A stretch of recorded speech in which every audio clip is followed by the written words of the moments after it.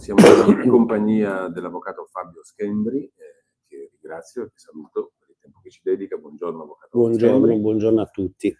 Avvocato di Olindo Romano e Rosa Bazzi, come ben sapete, abbiamo parlato con lui tante volte della questione giudiziaria relativa alla cosiddetta strage di Erba, insieme all'avvocato Luisa Bordeaux e poi con il professor Nico D'Ascola e con l'avvocato Patrizia Morello, da ultimo ha difeso fino agli ultimi sviluppi giudiziari appunto Olindo Romano e Rosa Bazzi, che come sapete sono stati condannati in via definitiva per la strage di Erba. Ci siamo occupati recentemente, avvocato Schembri, del ricorso che avete presentato in Cassazione dopo che la Corte d'Appello di Brescia ha detto no a una argomentatissima, ponderosa richiesta di revisione che peraltro molti di coloro che ci seguono conoscono bene, perché abbiamo illustrato moltissime anche delle perizie, delle consulenze che hanno innervato la vostra richiesta di revisione e che sono state fatte dalla crème, credo, del mondo accademico e scientifico italiano sotto diversi profili. Non parliamo di questo oggi, non parliamo neanche della sentenza della Cassazione, le cui motivazioni devono ancora essere rese pubbliche. Sì. Ci torneremo sopra quando saranno disponibili, no, magari per fare anche un punto certo, tecnico-giuridico, anche perché è mia convinzione che questa vicenda, anche dal punto di vista tecnico-giuridico, abbia un riflesso di interesse pubblico evidente, chiaro e che riguarda tutti i cittadini, perché non si è mai parlato solo ed esclusivamente di una questione giuridica o processuale, ma di una questione attinente a dei beni fondamentali che devono essere tutelati per tutti, per Olindo Romano, per Rosa Bazzi, ma per tutti i cittadini italiani, cioè la ricerca della verità e della giustizia, il diritto a un giusto processo con tutte le garanzie che la Costituzione e le leggi, peraltro, prescrivono. certo. Ora, io sono un profano della materia, però mi pare che la vostra richiesta di revisione contenesse degli elementi di prova talmente pesanti e solidi da indurre a assumerli, ne parlavamo nelle altre occasioni, come appunto elementi di prova da valutare nel corso di un processo. Noi invece un po', anzi molto, dal mio punto di vista, kafkianamente, siamo arrivati a una sentenza, a una pronuncia, senza un processo. No? Questo è un po' un paradosso, apparentemente. Sì. Il processo non si è fatto, ma a tutti gli effetti la sentenza è stata prodotta come se il processo fosse stato fatto, invece non si è celebrato per niente e nessun elemento è stato valutato e controvalutato. Di questo avremo modo di rioccuparci, certo, diciamo, quando la Cassazione avrà reso note le sue motivazioni al no al ricorso. Però questo tempo di attesa, se è d'accordo, avvocato Schembri, io vorrei utilizzarlo anche per tornare su un altro aspetto, perché parlando con molti dei consulenti che hanno prestato la loro opera è emerso questo aspetto, che io vorrei adesso lei ci spiegasse dal suo punto di vista, come lo vive e come lo sente. L'aspetto qual è? Molti mi hanno detto, ma insomma la nostra opera scientifica, la nostra perizia ci ha condotto a esaminare determinati fatti. Questi sono fatti. Questi fatti non sono mai entrati a processo e questa cosa ci ha reso, anche da un punto di vista professionale e personale, ci ha portato in una situazione assolutamente paradossale, anche di disagio psicologico. No? Perché molte persone che io ho sentito, ma sto parlando non di persone, di vostri consulenti, di scienziati, di medici, dicono ma insomma certe cose sono evidenti. E il fatto che magari anche chi aveva fatto consulenze fin dall'inizio, come la dottoressa Vasino, il fatto che queste cose fossero evidenti da 18 anni e che siano invece puntualmente espulse da una valutazione, mai valutate, mai entrate in un'aula di tribunale in sede di discussione, ha lasciato sbigottito, no? Lascia sbigottiti. Lei prova la stessa cosa come avvocato, come professionista, come difensore di due cittadini italiani. Beh, è chiaro che diciamo, provo bene o male la stessa cosa che hanno potuto provare i consulenti, no? I consulenti che magari che non sono chiaramente del settore, come gli avvocati, come i magistrati, e quindi ancora di più non si capacitano di determinate situazioni che si possono verificare. Quindi hanno toccato con mano a volte quanto possa essere difficile approcciarsi anche con la giustizia. Cioè quando si è abituati a maneggiare degli aspetti di carattere tecnico-scientifico e si giunge a un determinato risultato, poi è chiaro che quel risultato uno non si capacita come quel risultato possa essere messo, in questo caso, neppure in discussione, cioè che quel risultato non debba fare ingresso nell'ambito di un processo. Ecco. Quindi è chiaro che insomma io immagino che ci sia uno scoramento in questo caso, perché pur avendo in mano un qualcosa di molto diverso rispetto a quelle che sono state le sentenze di condanna, quindi recenti giudizi, se in qualche modo però quel dato nuovo resta fuori, è chiaro che chi ci ha lavorato, quindi in questo caso i consulenti, e come diceva lei, sono oltre 15 consulenti che insomma non solo esperti del settore, sono quasi tutti professori ordinari e associati delle varie università italiane, quindi che conoscono a menadito le loro materie di competenza. Questo insomma è chiaro che sconcerta probabilmente anche loro e sconcerta anche il difensore. Però è chiaro che il difensore, almeno io in questo caso, ma anche gli altri miei colleghi, sono stati sin dall'inizio di questa storia, siamo stati sin dall'inizio di questa storia abituati a barcamenarci, utilizzo questo termine che non mai è stato così appropriato, con le varie difficoltà che nel corso di questo periglioso cammino abbiamo incontrato. Quindi sin dall'inizio la riflessione, ma questo non è stato un processo normale, quindi sotto questo profilo posso anche tranquillizzare, cioè non sempre accade quello che è accaduto Ecco, glielo ad stavo per Erba. chiedere, diciamo, No. non ci sono tanti altri casi come questo. No, non ce ne sono tanti, a volte capita, e qui c'è stato un mix di plurime componenti, vuoi l'effetto mediatico che sin da subito diciamo, ha avvolto questa, giustamente, insomma, questa vicenda. Vuoi la condanna preventiva, la mostrificazione di Olinda Rosa sin dall'inizio per lunghi anni, vuoi la confessione, che inizialmente tutti quei dettagli che non sono stati neppure raccontati dall'informazione, quantomeno inizialmente, i primi anni, e quindi diciamo è stata una difesa complicata, è stata una difesa complicata perché insomma il processo già c'era stato prima che iniziasse un determinato processo, c'erano state le docu-fiction, ma addirittura ci rimproveravano anche ecco, della difesa, nel senso che di difenderli, no? Cioè,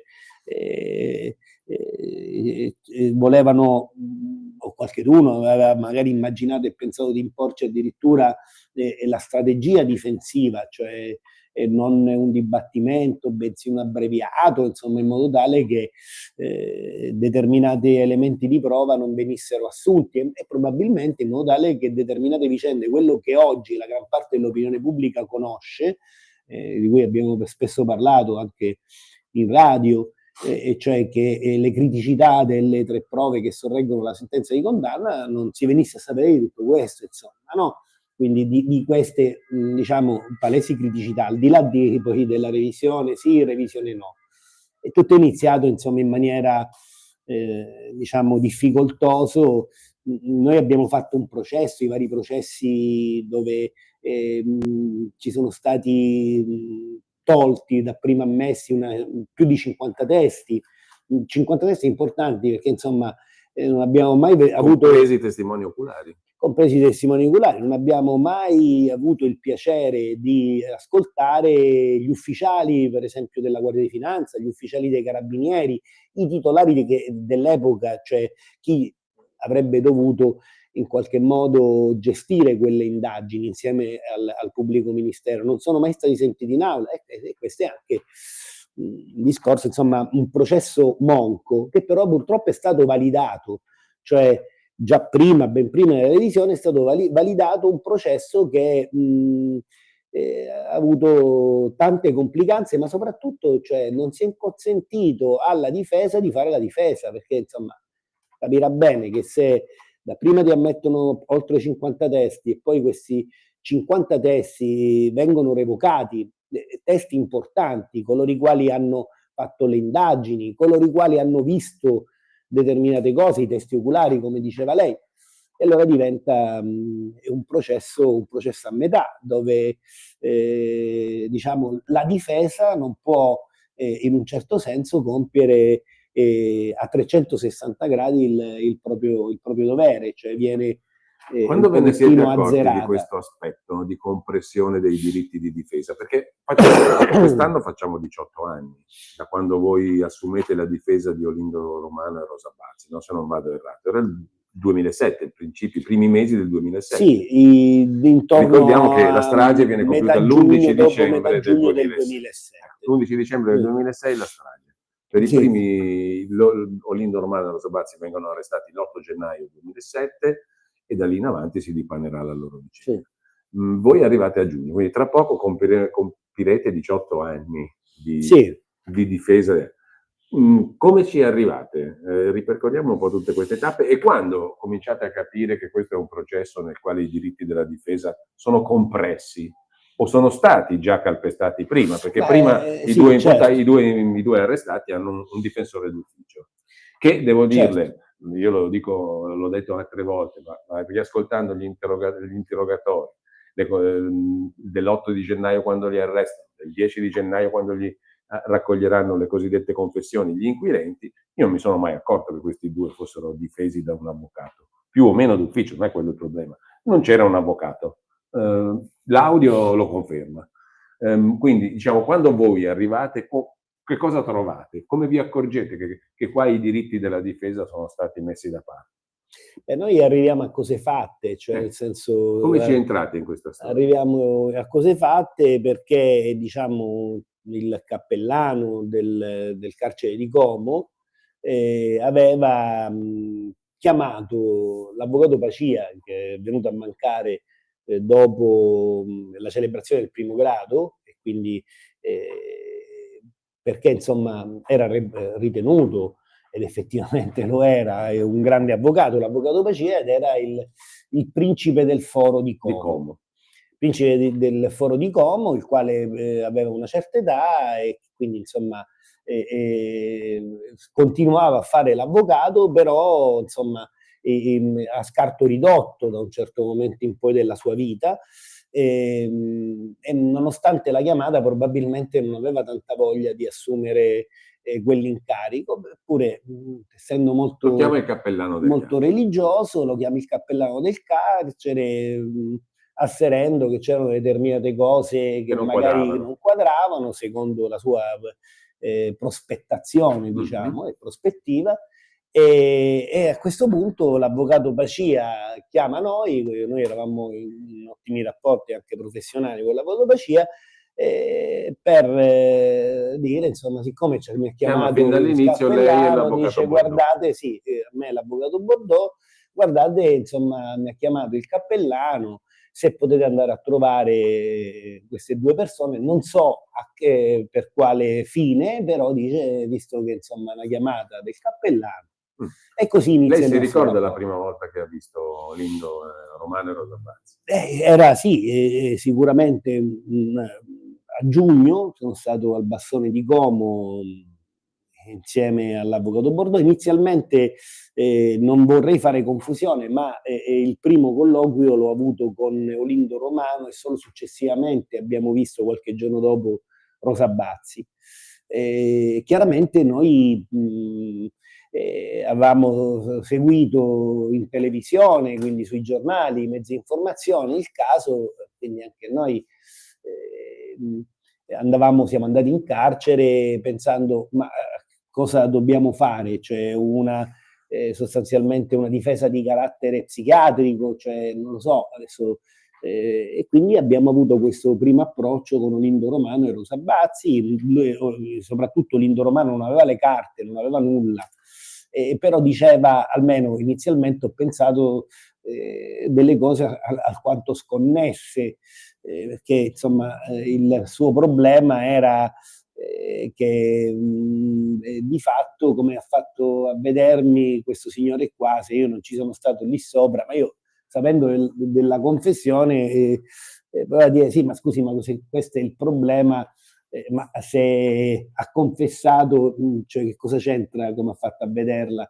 Ecco, non riuscivo a mettere i pezzi insieme perché da un lato conoscevo soltanto dalla televisione piuttosto che dai giornali la storia, dall'altro lui non aveva Quindi lei ci è una arrivato pezza un po' giustificativa. come tutti, sapendo che un testimone li aveva riconosciuto, una vittima, una Sì, potenziale vittima sopravvissuta per miracolo aveva sì, riconosciuto il suo aggressore. sì, Forse non la moglie, ma il suo aggressore sicuramente. sì.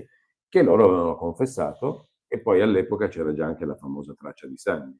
Sì, sì, io lo sapevo sostanzialmente dalla Sì. televisione, cioè quindi questo Quello che sapevo. sapevamo tutti, diciamo. Poi avevo invece Lindo Romano di fronte che mi raccontava delle cose che in quel momento io dicevo ma sono sconnesse perché magari ha delle problematiche psichiatriche perché insomma ora si preoccupa se non è salito come ha fatto a vederlo e da un lato ha confessato, quindi erano dei pezzi che io Non onestamente stavano insieme. non riuscivo neanche a mettere insieme.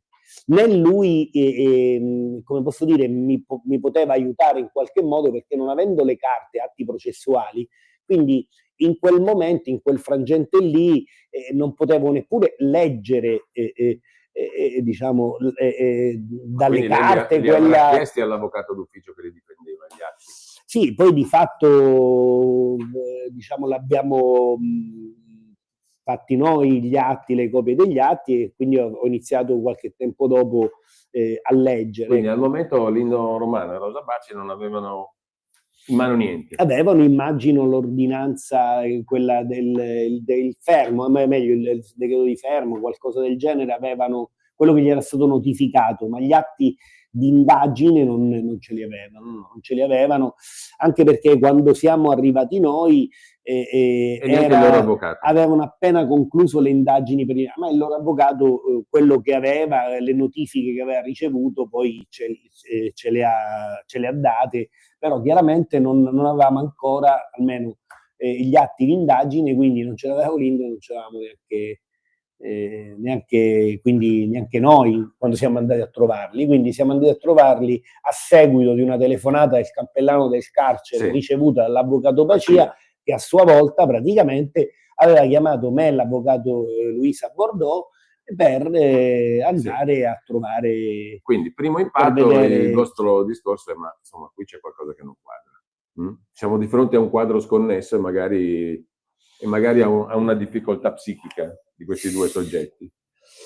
Sì, qui il mio primo impatto è stato questo, dice qui c'è qualcosa che non quadra o a livello psichico, anche perché i primi discorsi erano stati una cella matrimoniale. Che non è una favola, diciamo. Tanto tempo dopo è dispiaciuto tanto, però voglio dire, se devo essere sincero, quando ho iniziato a sentire la cella matrimoniale e la pena divisa in due, io mi sono dovuto fermare un attimo, uscire diciamolo fuori. Per chi non lo sapesse, Olindo Romano ragionava così: se noi siamo sposati e ci siamo promessi, diciamo, fedeltà eterna e di condividere tutto, allora la pena eventuale che ci viene irrogata va divisa per due. Va divisa per due perché se hanno confessato in due, quindi significa che la pena è divisa in due. Se oltretutto c'era il discorso della pena da dividere in due. E poi siccome l'uomo non può separare ciò che Dio ha unito. E poi c'è la Costituzione, lui diceva, allora poi siamo sposati, la cella è matrimoniale perché l'uomo faceva questo, sosteneva proprio questo, insomma, che l'uomo non può dividere ciò che Dio ha unito e che quindi insomma a lui toccava. Quindi immagino che lei sarà rimasto sbigottito, diciamo. Beh, sì, di fronte a due persone che sono accusate di una strage mostruosa, peraltro eseguita con una perizia straordinaria, e che ragionano così. E che ragionano, sì, quindi non è stato un approccio semplice, infatti stavo dicendo, io per un attimo, ed era la prima volta che mi capitava, ho dovuto interrompere il colloquio, sono andato fuori dalla stanza del colloquio e me ne vergogno, però ho sorriso e poi sono rientrato una volta che insomma mi sono, come posso dire, sono ridiventato serio, sono rientrato e ho cercato di spiegare in qualche modo che queste cose innanzitutto non esistevano, cioè il discorso della cella matrimoniale in carcere piuttosto che una divisione della pena in due, però era una cosa che mi aveva colpito perché insomma noi arrivavamo dopo mesi e nessuno gliel'ha mai detto prima che che lui queste cose non pensasse che esistono. fosse un suo diritto con una divisione della pena in due, certamente è una cosa che mi aveva profondamente colpito, così come mi aveva colpito che contestualmente poi mettevi in mezzo questo discorso che lui non era mai salito e quindi ecco, non avendo le carte però insomma in quel momento ho pensato magari si tratta di un disturbo, non so, di carattere psichiatrico, di diciamo di mezzi diciamo limitati o altro ancora, però insomma non avevo gli strumenti per poter comprendere quale fosse la reale problematica. Se fosse una problematica di carattere psichiatrico, se fosse una problematica di altro tipo come diceva Olindo, anche perché diciamo, le mie informazioni erano quelle che divulgate dai media, quindi insomma sapevo che c'era una confessione, una traccia ematica. E quando è che comincia a capire, perché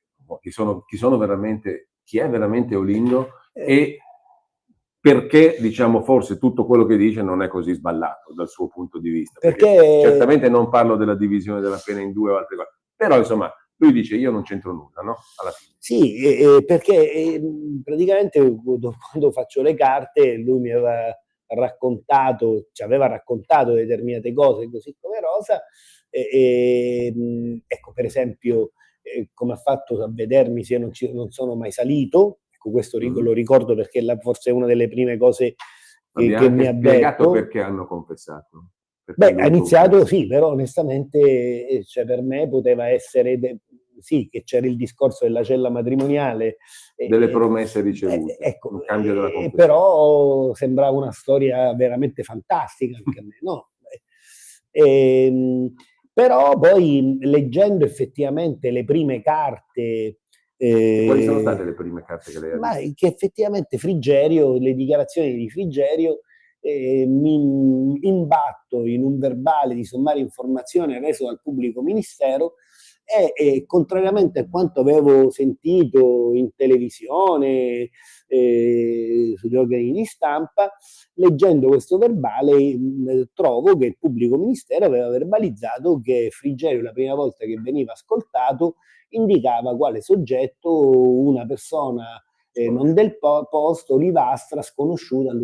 E allora questo era diciamo, il primo elemento che mi ha in un certo senso preoccupato. Ecco, preoccupato perché io conoscevo dalla televisione un'altra storia. E allora naturalmente ho dovuto legare quello che leggevo a quello che mi aveva detto Lindo. Quindi di fatto finalmente riuscivo a comprendere il motivo per il quale, o iniziavo a comprendere, diciamo, il motivo per il quale lui diceva, senza saperlo, se io non ci sono stato là. Ed effettivamente avevo trovato un riscontro alle dichiarazioni che mi aveva fatto, perché lui non conosceva quegli atti e prima che io avessi questo verbale, lui mi aveva già detto determinate cose che leggendo quel verbale, però dico, effettivamente c'è qualcosa che non torna. Devo dire anche questo, che i primi tempi, i primi giorni io non l'ho comunicato a nessuno quello che iniziavo a pensare, perché anch'io ho pensato magari prenderanno per matto anche me, che inizi a pensare qualcosa di diverso rispetto alla vulgata che in quel momento diciamo impazzava ovunque, no? I due mostri di Erba che avevano confessato, Frigerio l'aveva visti e che c'era una traccia in mano. E quindi poi leggendo le carte però anche lì mi imbatto in una intercettazione ambientale di qualche minuto prima della confessione dove Olindo parlando con Rosa dice che quelli lì fuori gli hanno detto che se confessa tu te ne vai a casa e dopo qualche tempo ti raggiungo, presente quelle cose lì, le attenuanti generiche, e anche questo lì non la conosceva, cioè nel senso non aveva letto nulla, perché non aveva proprio le carte. E Rosa diceva: ma che cosa c'è da confessare se non siamo stati noi? E allora, oltre a Frigerio, si aggiungeva questa intercettazione ambientale di un certo spessore, diciamo, difensivo, che effettivamente riscontrava quanto Olindo mi aveva verbalmente detto. Cioè di avere confessato perché anche quello gli sembrava il mio dei mali, perché Rosa poteva andare a casa e in ogni caso poi avrebbero potuto avere la cella matrimoniale e quant'altro. Quindi quello che mi sembrava un discorso d'approfondimento psichiatrico, il primo discorso che mi aveva fatto Lindo, invece prendeva corpo da un punto di vista proprio fattuale, difensivo, cioè nel merito, difendersi nel merito. L'altra cosa ancora che mi aveva colpito, che ci aveva colpito, è che il RIS, che noi sapevamo aveva fatto gli accertamenti, però non c'era la relazione del RIS in atti, quindi la consulenza. E allora, qualche mese dopo, quindi poco prima della fissazione dell'udienza preliminare, noi avevamo fatto un colloquio con Olindo, lui avrebbe dovuto dire quello che poi disse all'udienza, cioè di essere innocente per la prima volta, e io naturalmente era mio dovere dire: Olindo, io ti credo, però ti devo dire, siccome noi abbiamo fatto richiesta di questo accertamento del RIS, la perizia del RIS, quindi tu domani andrai davanti al giudice e dirai che in realtà tu non c'entri nulla, però ti devo avvisare che io non so il risultato della consulenza, così come perché i RIS non lo sai giorni tu, e giorni non so perché non è stata depositata Olindo, però noi l'abbiamo richiesta, arriverà quando arriverà, però tu hai già fatto le tue belle dichiarazioni, e se così non è chiaro che si ferma tutto lì, è un'assurdità. Tu ti sarai dichiarato innocente, ma se la perizia dei RIS ti incastra, non ne esci più veramente. Non esci più veramente. Lui mi rispose con molto tranquillità, dice: no, ma guardi avvocato, io tanto lì sopra non ci sono stato, quindi che cosa devono trovare? Se non ci sono stato non mi interessa niente, no? Ed effettivamente lui poi il giorno dopo lui disse 3 parole: sono innocente, sono preoccupato per mia moglie, vorrei che venissero approfondite le cose, e basta, tutto qua. Subito dopo il GUP, quindi il giudice dell'udienza preliminare, chiese ai pubblici ministeri se era arrivata la consulenza del RIS. Era arrivata, dice: ma sono delle fotografie, inizialmente dissero i pubblici ministeri, poi il GIP disse: però quantomeno mi legga la conclusione, insomma, no? E la conclusione che venne letta, diciamo che ormai tutti quanti conosciamo: nessuna traccia dei coniugi sul luogo della strage e nessuna traccia delle vittime in casa di Olindo Rosa. Io immagino quello è stato un colpo al cuore, ma mi sembra, ecco, che sia stato un colpo al cuore per tutti, anche se poi quella cosa non venne raccontata, però diciamo la sorpresa più grande. Quindi quando viene fuori questa notizia, lei è lì con il pubblico ministero e con il giudice? Con il giudice, i 2 pubblici ministeri, l'avvocato Bordoccia in quel momento, e c'è Olindo. C'è anche l'avvocato Pacia. Stai ascoltando Radio Libertà, la tua voce libera, senza filtri né censura. La tua radio. Lo amiamo perché ci offre sempre le cose più buone e naturali. Linea Alberto Acerbis. Eccoci qua, cari amiche e cari amici di Radio Libertà.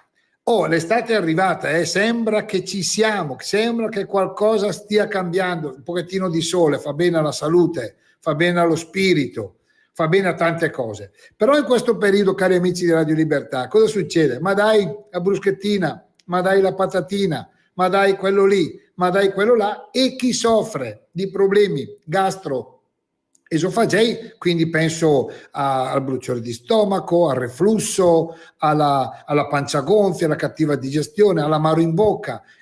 Queste qua sono stagioni un po' particolari perché lo faccio io, lo farete anche voi, si mangia un pochettino di più, si assaggia un pochettino di più.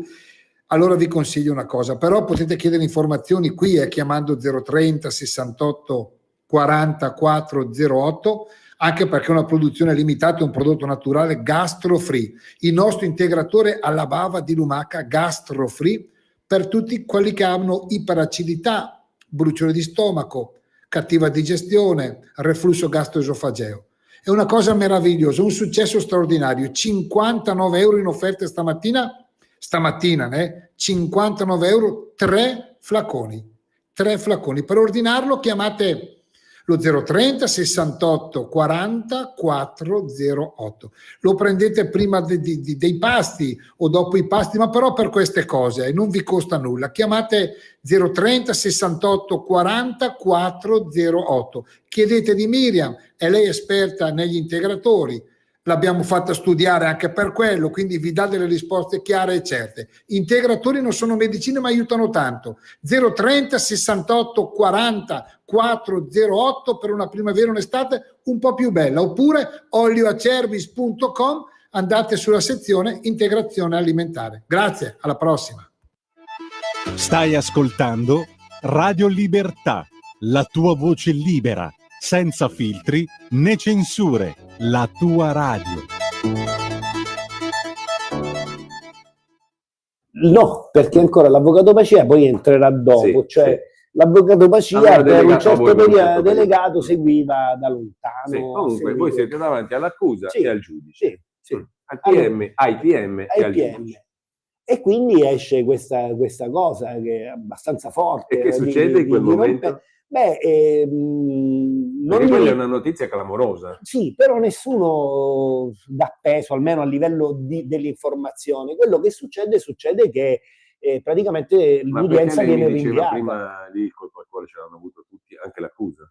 Certo. Anche i pubblici ministeri. Sì, insomma, è chiaro che non era favorevole all'accusa con qualcosa del genere, no? Per quanto la perizia fosse stata disposta dall'accusa. Era stata disposta dall'accusa, poi è stata depositata perché l'abbiamo sollecitata noi, quindi abbiamo fatto un salto nel vuoto noi. Non sapendo cosa ci fosse scritto là sopra. Sì, è diciamo una mano di poker, cioè nel senso, quindi non sapevamo il risultato, siamo andati a vedere e questo è Però uscito. mi consenta, scusi, io gli faccio una domanda stupida. So che la legge italiana prevede che il pubblico ministero, no, per legge, se non sbaglio, debba anche utilizzare tutti gli atti che siano a discolpa dell'indagato, no? Sì. Nel momento in cui il pubblico ministero si accorge che un atto così importante come una perizia dei RIS scagionerebbe, comunque è a discolpa degli indagati, la deve usare quella perizia, perché non la usa? Inizialmente non la usa, infatti... Lo può fare, sì. Non è sanzionato, cioè è previsto al nostro codice di procedura penale, che naturalmente però evidentemente aveva ritenuto di non utilizzarla. E noi invece abbiamo insistito perché questa perizia venisse allegata agli atti. Però la clamorosa notizia non diventa tale e qui entriamo in un altro campo di quelli che hanno giocato un ruolo, non diventa tale per i mezzi di informazione. No, non è stata, riportata in modo chiaramente adeguato, evidentemente, e quindi c'è stata questa prima udienza dove c'è stata una grande sorpresa processuale, cioè forse io sorprese di questo genere non ne ho mai avute, neanche dopo, no? Quindi era un fatto estremamente dirompente, il fatto che due rei confessi si dichiaravano innocenti al buio, e poi a un certo punto quella che sarebbe stata una formidabile prova d'accusa definitiva, in realtà riscontrava la dichiarazione fatta al buio. Lì all'udienza poi non lo rinviarono subito a giudizio, quindi quello che doveva essere, che avrebbe dovuto essere un atto dovuto, quasi insomma rinvio a giudizio nel giro di qualche ora, ci fu un rinvio dell'udienza ad altra data, 2 giorni dopo, E nel frattempo noi portammo questa consulenza al professor Torre, che fu uno dei primi consulenti, insieme alla dottoressa Vasino, che ci supportò. Ecco. E questo, diciamo, così è iniziata anche la collaborazione, perché l'altra difficoltà fu proprio quella che in quel periodo non siamo riusciti a trovare dei consulenti in zona. Talmente tanta era stata, diciamo, l'impatto anche dell'opinione pubblica sul caso, cioè dei mezzi di informazione, che fu difficile anche trovare dei consulenti in zona. Tant'è vero che poi i nostri consulenti, i primi nostri consulenti, furono di Torino. Il professor Torre è un medico legale di straordinaria di chiarissima fama all'epoca. Forse il padre, uno dei padri della medicina legale. Uno dei padri della medicina legale italiana. A Torino, però. A Torino, e diciamo, siccome era un grande uomo di scienza, uno dei padri della medicina legale italiana, non ebbe difficoltà ad accettare una posizione assolutamente scomoda. Il professor Torre solitamente diciamo, lavorava come consulente delle procure piuttosto che delle corti d'assise, insomma, praticamente era un nome apprezzato da tutti nell'ambito della sua attività, insomma, no? E quindi, diciamo, iniziò questa collaborazione con il professor Torre, con la dottoressa Vasino e con Saragino, sempre dell'istituto del professor Torre. E poi il processo fu abbastanza periglioso, come le dicevo, vennero revocati 50 testimoni, dapprima ammessi, poi vennero revocati. Insomma, tutto sommato sembrava che più il processo ad Olin De Rose, il processo fosse alla difesa, perché poi avevamo in quel modo reso, è un parolone, rendere pubbliche determinate notizie, o meglio, c'era la possibilità che quelle notizie avrebbero potuto, diciamo, girare nei vari mezzi di informazione, ma in realtà i mezzi di informazione non si occuparono tanto del fatto che il RIS non trovò nulla, piuttosto che il professor Torre che indicò come venne uccisa la povera signora Cherubini, o della tracematica sul battitacco, che in realtà si poteva trattare di una contaminazione innocente, che inizialmente Frigerio indicava un soggetto sconosciuto. Si occuparono più che altro di come, di quale maglione indossasse Olindo, il colore del maglione, quante volte si abbracciavano, se sorridevano o non sorridevano durante il processo e quant'altro. Quindi, insomma, si occuparono di altre cose e soprattutto... Ma all'epoca Toscambri come l'ha vissuto questo primo grado di giudizio, il processo a Como? Non l'abbiamo vissuto bene. Non l'abbiamo vissuto bene perché, ripeto, il processo è stato sostanzialmente un processo alla difesa. Si è tentato in tutti i modi di screditare la difesa, quello che nella discussione di primo grado definito l'attacco ad hominem, no? Cioè scredita la fonte e vedrai che hai ragione. C'è un modo, insomma, cioè come se raccontassimo delle cose tratte chissà da quale pianeta. In realtà, diciamo, noi quello che abbiamo raccontato l'abbiamo sempre tratto dai documenti. Oggi finalmente la gran parte dell'opinione pubblica sa che effettivamente Frigerio nei primi giorni indicava un soggetto sconosciuto, no? Mentre all'epoca sembrava una bestemmia, nonostante l'evidenza. E nessuno della carta stampata piuttosto che dei mezzi di informazione, tranne alcune rarissime eccezioni. Li voglio ricordare per nome e per cognome, perché sono due i colleghi che hanno aperto la prima breccia in questo muro di uniformità Edoardo Montolli e Felice Manti, che scrivono il famoso libro Il Grande Abbaglio, che, diciamo, verrà così pesantemente criticato anche dal pubblico ministero, no? Sì. Vennero grandemente anche emarginati. no?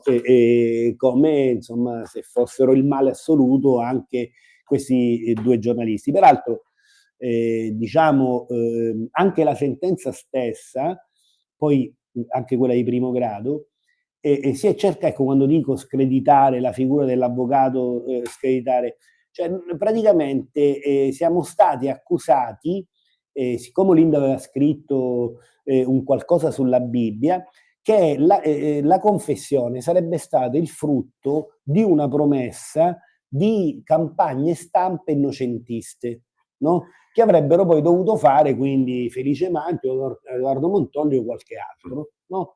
Però questa cosa che poi queste campagne stampe quindi Linda e Rosa avrebbero ritrattato, perché noi avvocati avremmo promesso diciamo una campagna stampa innocentista tramite terze persone.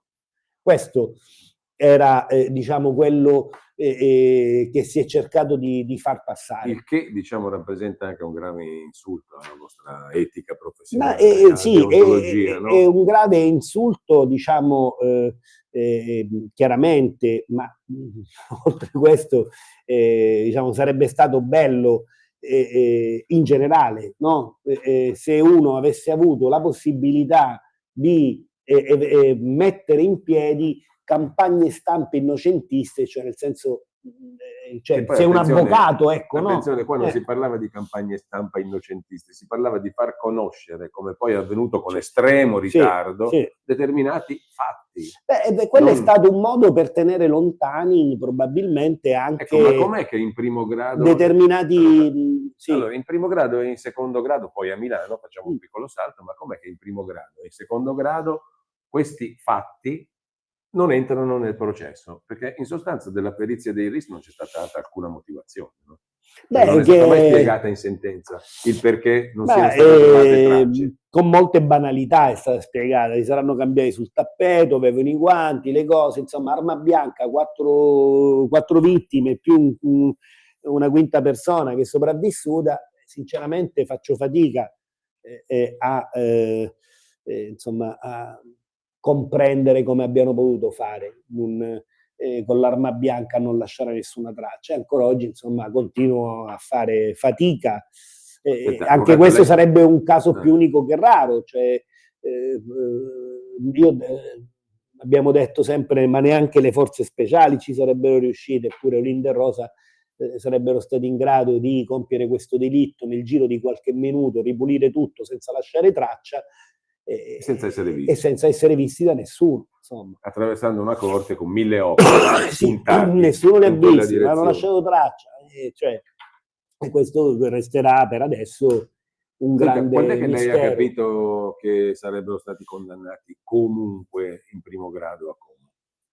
L'ha capito subito? Ma uno sì, è chiaro che diciamo dall'andamento processuale, il fatto che abbiano revocato dei testi, il fatto che il processo, come dicevo, era volto a screditare gli avvocati, tutto sommato nessuno si è interessato più di tanto a Linda e Rosa, quindi sembrava che diciamo la condanna fosse già pronta, ecco, diciamo così. Beh, invece il processo serviva a gettare discredito verso coloro i quali difendevano Linda e Rosa, che erano gli avvocati, i consulenti, quindi il professor Torre e qualche altro.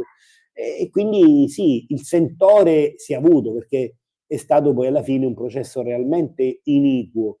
È stato un processo iniquo, però l'avvocato solitamente si illude fino alla fine che qualcosa possa cambiare e che possa, diciamo, deve farlo perché anche se pensa che ci siano delle condizioni assolutamente negative, come nel processo sulla strage di Erba, in ogni caso noi abbiamo fatto le nostre ringhe, le nostre discussioni, abbiamo condotto, per quello che ci è stato consentito fare, dignitosamente questo processo. Ecco, e l'avvocato Pacia come ha affrontato questa scoperta? Perché io credo che l'avvocato Pacia fosse partito come voi, come tutti noi, per quello che eravamo stati informati. L'avvocato Pacia, siccome si è sentito responsabile di questa cosa, cioè nel senso di averci coinvolto in questa situazione, insomma. E allora, quando ha visto che diciamo la temperatura saliva prima del processo, ha deciso di partecipare anche lui al processo, e chiaramente l'avvocato Pacia non l'ha presa bene, ha compreso anche lui che quella tipologia di processo non avrebbe portato nulla di buono per Olinda e Rosa, e che insomma c'era una grande pressione nei confronti dei difensori, insomma. Ecco, una cosa da spettatore, lei diceva prima i media hanno avuto un peso fondamentale, no? Fin dall'inizio. Ma voi all'inizio di questa vicenda siete stati proprio completamente fuori dal circuito mediatico. Sì. È stata una scelta? Vi hanno chiamato e non siete andati? Com'è andata? Perché in realtà, a eccezione appunto di Manti e Montolli, sì, la narrazione ufficiale era solo una. Guardi, noi abbiamo pensato che fosse giusto fare un processo davanti alla Corte d'Assise, e quindi non siamo andati davanti ai media. Magari abbiamo fatto male, magari abbiamo fatto bene.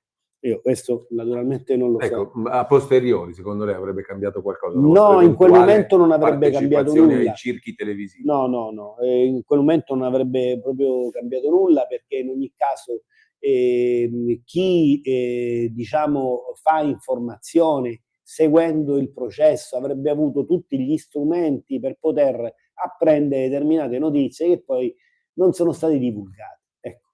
Cioè, quindi per lunghi anni, per lungo tempo, determinate cose l'opinione pubblica non l'ha conosciute. Quindi degli elementi che erano usciti sin dal primo grado sono stati per lunghi anni sconosciuti alla gran parte dell'opinione pubblica. Lei se lo aspettava? No, che i media si comportassero così? No, io non me l'aspettavo, non me l'aspettavo, diciamo, tranne rare eccezioni, poche eccezioni, dove c'è stato magari un approfondimento. L'approfondimento deve essere sia accusatorio ma anche difensivo, cioè non prendere per buono quello che dice l'avvocato, ma approfondire in base agli atti processuali, e non prendere neanche per oro colato quello che dice l'accusa, ma fare un approfondimento anche agli atti processuali. Questo mi sembra che, anzi sono sicuro, è mancato, ma del resto però partivamo da una vulgata, diciamo, ormai consolidata, cioè i mostri di Erba, Olinda e Rosa, che avevano confessato, quindi c'era dietro anche uno zoccolo molto duro, perché si poteva sempre, adesso utilizzo un termine improprio, ma sbandierare questa confessione senza analizzarla. E tanto, dice, l'hanno voluto loro, hanno confessato, che cosa volete, che cosa vogliamo di più. Poi un altro dei paradossi di questa vicenda è che per il grande pubblico è diventata confessione quello che in realtà era un colloquio, nel caso specifico di Rosa, con lo psichiatra Cozzi, che inizialmente era nato in chiave difensiva, per difendere Olinda Romano e in particolare Rosa Pazzi. Invece per il grande pubblico quel colloquio, che a quanto ho capito era teso semplicemente a far emergere una possibilità, un eventuale, almeno di disagio psichiatrico dei il precedente difensore aveva incaricato, andiamo all'incapacità di intendere e di volere, voi fate un racconto davanti allo psichiatra. Dovevano sono diventate le confessioni. ripercorrere di nuovo le confessioni che avevano fatto, così quali sono diventate le confessioni, perché poi sono andate sui mezzi di informazione, quindi tutta Italia ha conosciuto Rosa col pullover salmoncino, che confessava la strage. Nessuno si è preoccupato però di andare effettivamente, perché suggestiva quell'immagine, ma avesse ascoltato lo spettatore, confrontato, dice: ma che cosa sta dicendo Rosa? Beh, è tutto sbagliato, cioè non è accaduto quello che narra Rosa, quello è certo. Poi parlare anche della violenza sessuale, di una violenza sessuale che avrebbe subito, deliri, quelli che i tecnici, gli scienziati chiamano confabulazioni, cioè proprio vere e proprie confabulazioni, invenzioni, Ecco, superato il primo grado, voi avete avuto la speranza che in secondo grado si potesse tornare sui fatti, perché una cosa che a me ha colpito di tutta questa storia, che anch'io ho seguito in virtù del libro di Montolli e Manti, Il grande abbaglio, da lì in poi mi sono documentato.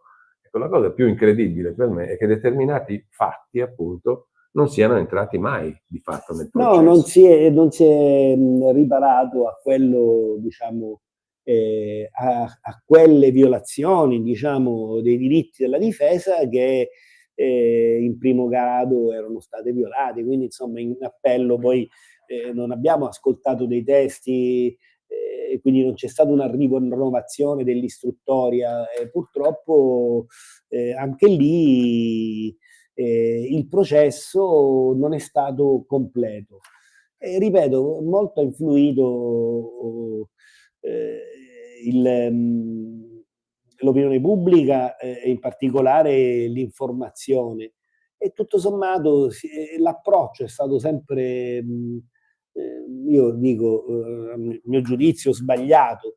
Come se ci fosse a monte un qualcosa in grado di chiudere le orecchie. Cioè dice, siccome hanno confessato, quindi alla fine che cosa non devo perdere tempo per ascoltare i testimoni e quant'altro. Quindi diciamo c'è stato un pregiudizio, ecco, un grosso pregiudizio che ha guidato pure la valutazione. Quindi c'è stata una compressione forte dei diritti della difesa che soprattutto in questi processi avviene di rado, cioè perché voglio dire anche il giudice stesso, cioè se deve eventualmente dare un ergastolo, però consente a 360 gradi una difesa, perché dice se proprio lo devo dare poi quantomeno sono consapevole di aver fatto in modo che l'imputato potesse difendersi. E invece questo è stato un caso dove non c'è stata una difesa a 360 gradi, una difesa da intendere come contraddittorio per la prova, cioè ecco, assumere le prove, dare la possibilità all'imputato e quindi al difensore di difendersi compiutamente, cioè su tutti i fronti. Ma siccome questi principi sono scolpiti nella nostra Costituzione e nelle nostre leggi, come facciamo a fare in modo che vengano applicati realmente? Ma solitamente vengono applicati, ecco perché voglio tranquillizzare sotto questo profilo. Nella gran parte dei processi questi diritti vengono, diciamo, ecco, facevo proprio l'esempio, solitamente davanti alle corti d'assise si dà ampio spazio, i giudici danno ampio spazio agli imputati per difendersi, quindi ascoltare testi e altro ancora. In questo caso, e magari in qualche altro, ma diventano chiaramente delle eccezioni, quando viene compresso il diritto di difendersi, certo, è chiaro che poi allora ci sta l'errore giudiziario. Quindi diciamo nel nostro sistema non ci sono meccanismi che garantiscano effettivamente che siano rispettate questi principi. Ci sono dei meccanismi, ci sono le prescrizioni, ci sono le prescrizioni, ci sono anche i meccanismi, però poi i meccanismi e i principi, e questi principi però possono essere a volte interpretati, e quindi se poi il giudice di secondo grado piuttosto che la Corte di Cassazione non interviene sulla violazione, è chiaro che per quel caso la violazione ormai è stata compiuta e senza rimedio. Violati questi diritti di difesa in primo e secondo grado, uno arriva in Cassazione e dice la Cassazione, giudice di legittimità, ravviserà che questi diritti sono stati compressi, i fatti non sono stati analizzati, eccetera. E invece la Cassazione se ne uscirà con una sentenza nella quale, banalizzo, lascio a lei poi di correggermi, la Cassazione dice ma non stiamo a guardare i fatti uno per uno, complessivamente questa storia sta in piedi, anche se ci sono numerose aporie e errori. Aporie, cioè cose non spiegabili. Ecco, lei come l'ha accolta quella sentenza là? C'era andato in Cassazione con qualche speranza e come ne è uscito poi, leggendo e sentendo queste cose? No, certo, è chiaro che uno non se l'aspetta una sentenza del genere, e soprattutto la motivazione, quello che diceva lei, sostanzialmente la premessa che viene fatta è questo, dice la premessa è che numerose sono le aporie che si addensano sul caso, solo che la difesa, diciamo, le ha enfatizzate da un punto di vista difensivo e non l'ha guardate nell'ottica accusatoria. Che è il compito della difesa. Che è il compito della difesa, ahimè. E quindi, voglio dire, è chiaro che insomma è una premessa che lascia disastro. Quindi ci sono delle aporie, quindi tutto quello che era stato giudicato fino a quel momento perfetto, Non è perfetto. Perde Perché la perfezione e si riconosce che effettivamente le aporie ci sono, ma siccome il giudice della Cassazione è il giudice di legittimità, perché l'altra premessa è questo, noi non è che dobbiamo scegliere la strada più logica, purché abbia una sua logica, non la logica più stringente, abbia una sua logica, la motivazione dei giudici del merito, e tutto sommato quella motivazione regge, tutto sommato. sì. Quindi questa è stata poi Senta, lei come l'ha presa umanamente e professionalmente tutta questa serie di... Ma è chiaro che diciamo sono state delle delusioni, diciamo, una dietro l'altra, quindi è chiaro che l'abbiamo vissuta male. Quello che posso dire è che in tutti questi anni ci sono state tante persone, gli avvocati, i miei colleghi, ma anche tanti consulenti che poi si sono aggregati nel corso del tempo. Il professor Storro purtroppo non c'è più, ma c'è la dottoressa Vasino e poi altri 15 professori che si sono uniti poi anche per la revisione, e quindi che hanno fatto un lavoro che, come posso dire, che le università italiane, che da Padova a Bari, da Bari a Roma, da Roma a Milano, cioè che la pensano in un determinato modo. Soltanto quello che dicevamo all'inizio di questa storia, cioè soltanto che quegli elementi che ha fornito la scienza non hanno fatto ingresso poi nel processo di revisione. Quindi oggi noi ci troviamo, è un paradosso, cioè un paradosso perché? Perché mentre tutti coloro i quali all'inizio di questa storia, dall'arresto di Olindo Rosa, avevano mostrificato Olindo Rosa, avevano raccontato, quindi l'informazione aveva dato, diciamo, una cornice dei due, una cornice della storia, dice una storia assodata dove sono certamente colpevoli. Quindi durante i processi c'è stata, prima dei processi, ecco, non è stato rispettato il principio di presunzione di non colpevolezza fino a quando non viene processato e la sentenza non diventa definitiva. Quindi si è avuto tutti quegli anni dove l'opinione pubblica non ha potuto conoscere determinati fatti.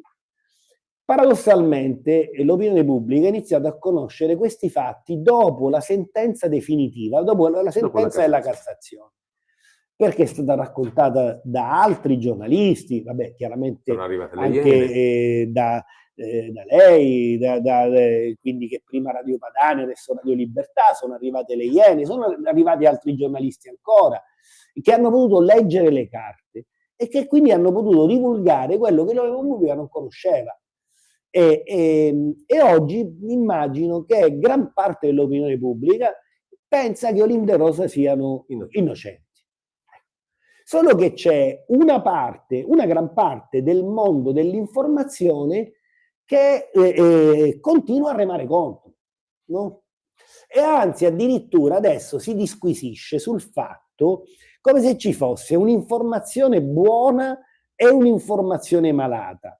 L'informazione buona è quella che per lunghi anni ha raccontato un'altra storia, è quella che per lunghi anni prima dei processi ha mostrificato Olindo Rosa.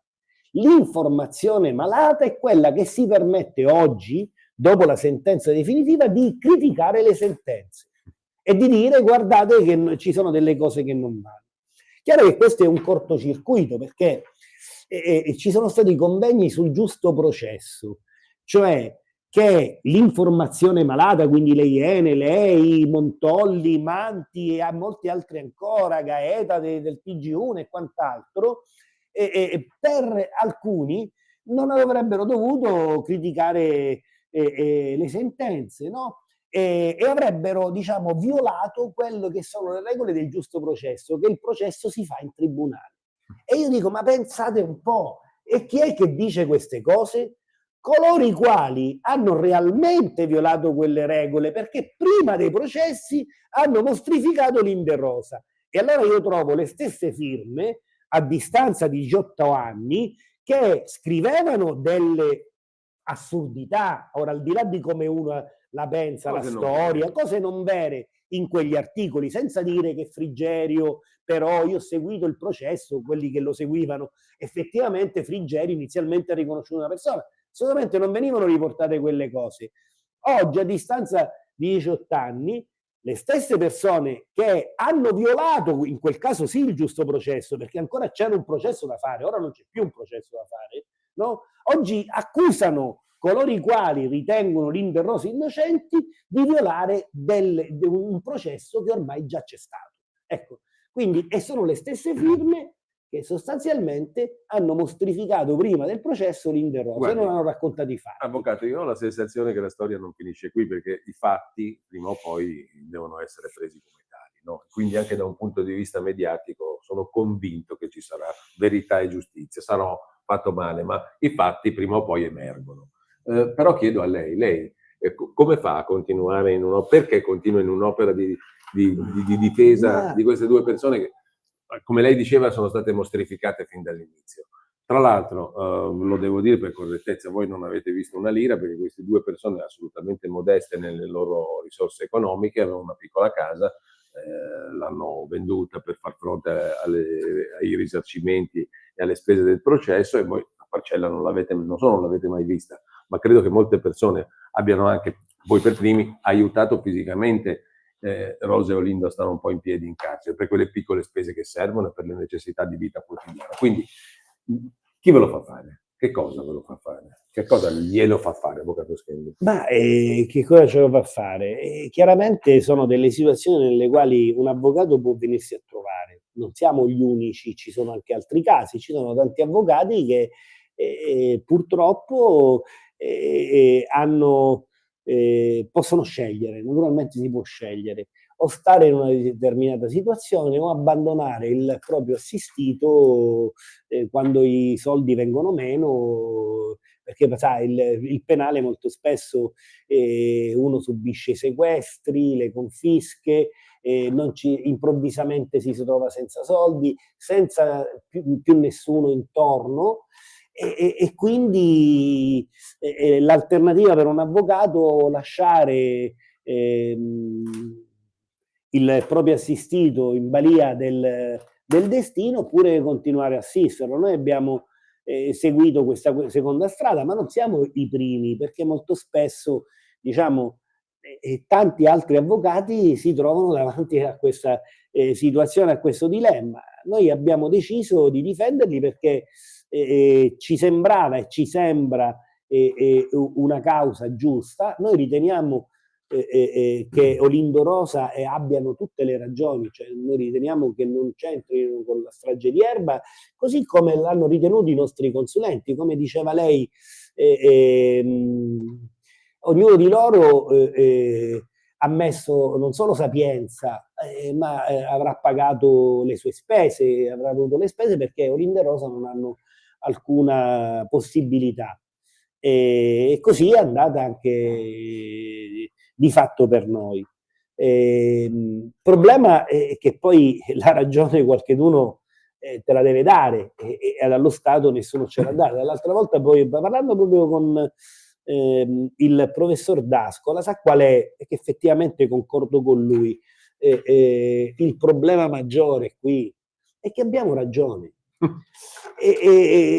ma lo avevamo anche prima. No? E quindi la difficoltà più grossa è proprio questa, perché non saremmo qui oggi a parlarne, certo, dopo addirittura una revisione presentata e rigettata. Cioè avremmo risolto molto prima, e questo è un grosso problema, capito?